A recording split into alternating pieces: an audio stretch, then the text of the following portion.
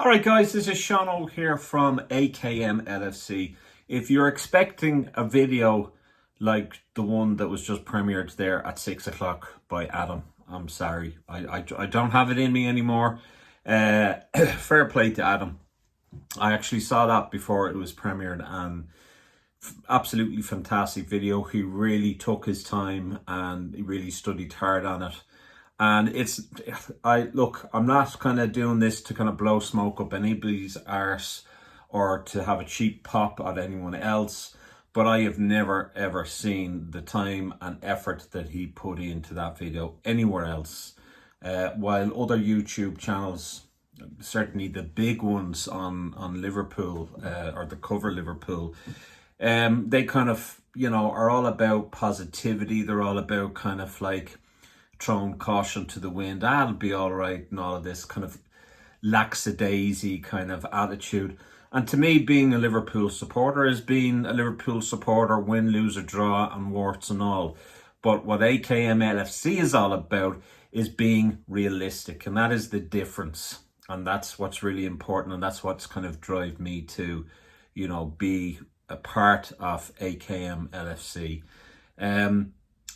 With that, obviously, you're going to get a lot of clickbait, a lot of journalists jumping on the bandwagon of attacking Liverpool or trying to add to the conspiracy theory, trying to, put fuel to the fire kind of thing and, kick us while we're down.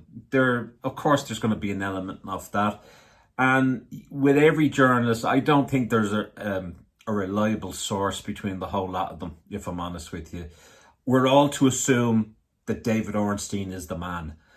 David Ornstein wearing his Boston Red Sox baseball hat, telling us that Richard Hughes is the best thing since sliced bread, which is utter bunkum. We can't go on past glories, what he did at Bournemouth. We can't go on, he was partly responsible for Arne Slot. So he's done fuck all. Let's just face it, David, and you may think I'm picking on you. I'm not, but I have to call a spade a spade. This positive bullshit is not doing anyone any favors. It's a smoke screen. It's like, well, if you don't conform to this way, then you're a plastic or you're not a real fan or you're not a regular match goer. The usual shite that gets put out there. And we now need to, halt the brakes a bit and say enough is enough. We need to look at things the way they are and the way it is, rather than be told this is how we should look at it. We shouldn't be dictated to, and there'll be people saying, well, Sean, you're trying to dictate to how we look at things, and I'm not. I'm just saying think outside the fucking box. Rather than, reading the Athletic or the Liverpool Echo or the Fenway Echo, as I call it, listening to your Bashcombs, your Pearces and your Ornsteins. I don't think that any of them are as reliable as it's portrayed. Let's just face it. So I always take a pinch of salt when I hear something. David Ornstein was the guy that put out that Liverpool Football Club were for sale, and what happened there. So there was a thing that came out by Graham Bailey. Now, I haven't a clue who Graham Bailey is. I did a quick Google search so that I made sure that he wasn't from the scum, because I'm not going to report anything from that rag. But he says that Liverpool players are started to getting frustrated. Liverpool players are started to getting frustrated by the way Van Dijk's contract is being handled. Murmurings and disquiet is the feeling among the Liverpool dressing room due to the prospect of Virgil potentially leaving in the summer. That's Graham Bailey. Now, is there an element of truth to that? Is this me kind of like, people could easily accuse me of, are you jumping on the bandwagon here a bit, Sean, and just taking this because it suits your narrative, because you're anti-FSG? A lot of people could say that, but I'm sorry, it just to me, I think there might be an element of truth to that. There may not be. You can talk about, professional footballers being professional. But I think when your contract is narrowing down as Virgil's is, as Salah's is, as Trent is, and then you look at the performance of late, you sometimes you add two and two and you get four, and you think, well, maybe there's a connection there.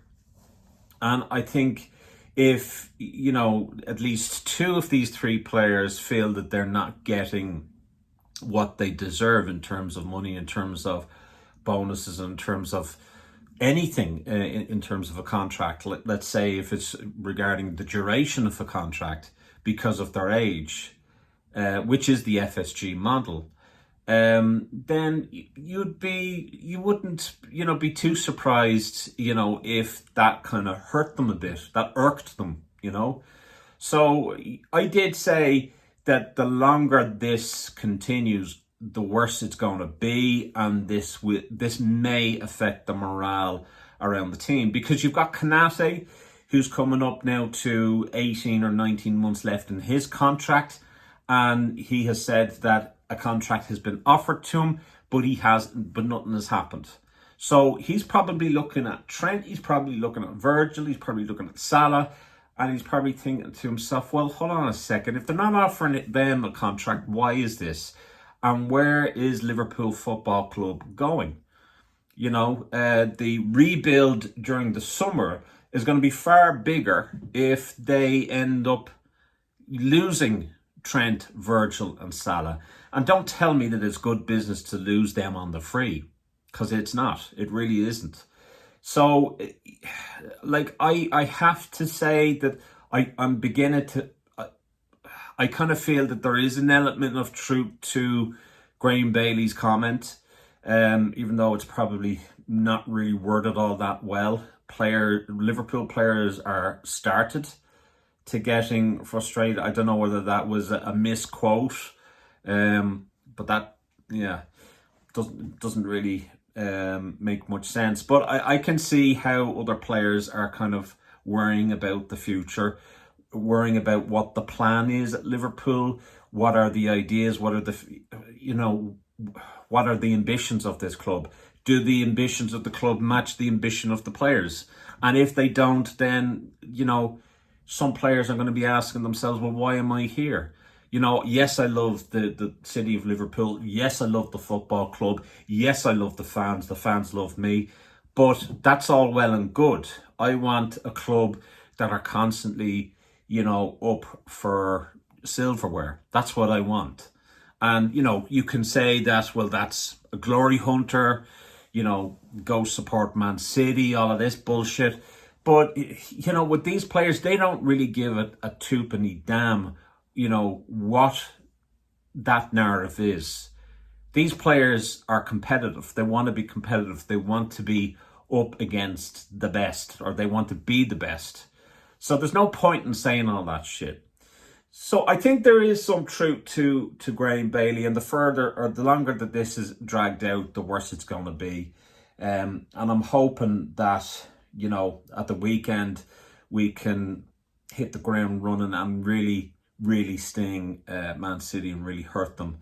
But I don't know. I really don't know. I'm very, very nervous and uneasy at the moment. I think that's a fair assessment of how the fan base are at present.